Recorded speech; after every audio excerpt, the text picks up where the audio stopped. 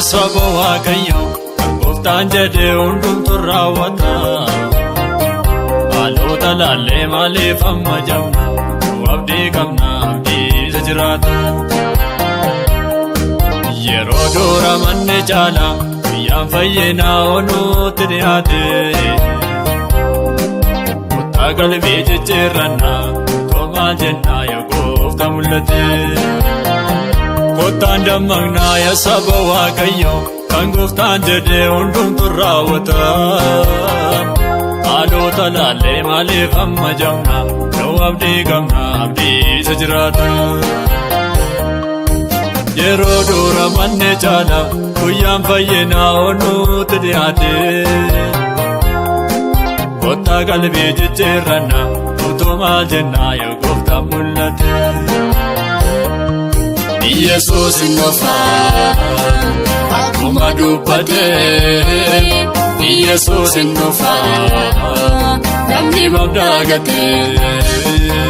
Yesuus hin dhufaa qalbii jijjiirrannu.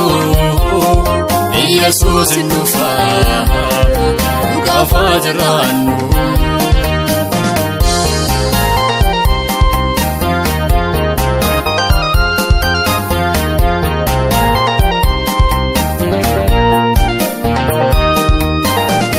Aduun illiteeni karaa hundumaa warri qophaa'anii. Siyooniin boqachuuf jiru naannoo lafarraa hundoo baafatanii. Kanaaf kottaa obboloota jireenya keenyaan Gooftaadhaaf jiraannaa.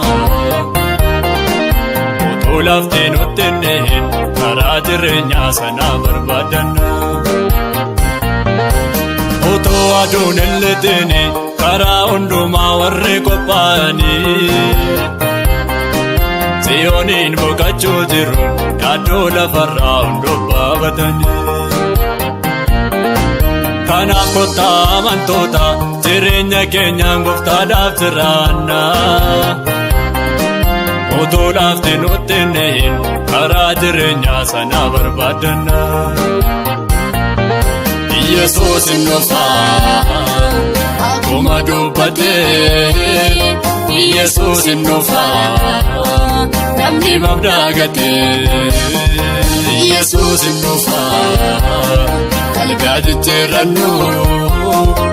Yesuus hin dhufaa dhugaafaa jiraannu.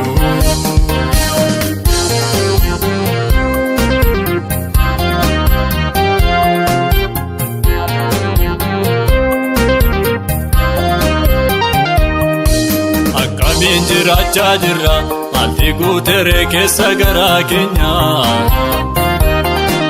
Kajeelina moo jallina taana maali bu'aan keenya. Alatti jiraachaa jirru guyyumaa guyyaat kottaa of ilaallaa.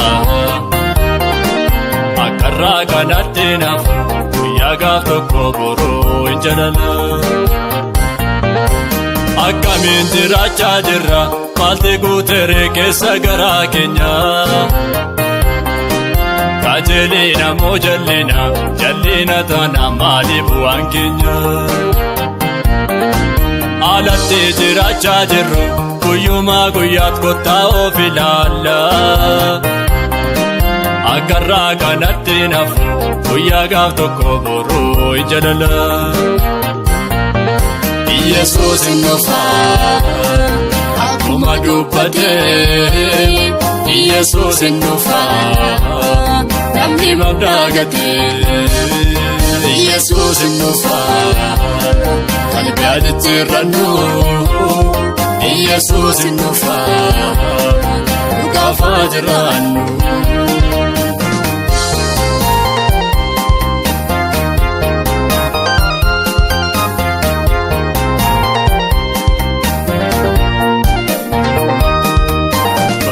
Duukaa kan fiignu hundi isaan darbaa kottaa itti yaannaa.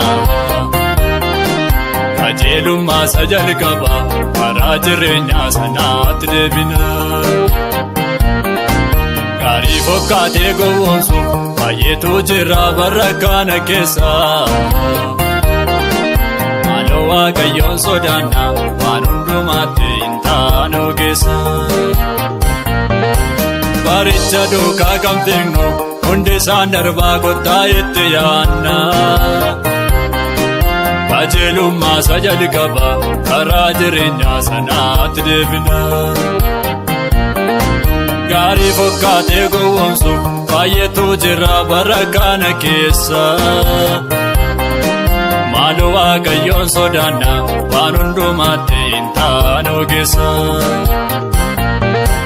Yesuus hin dhufa akkuma dubbatee. Yesuus hin dhufa namni mabdaa gatee. Yesuus hin dhufa qalbii jijjiirrannu. Yesuus hin dhufa dhugaaf jiraannu.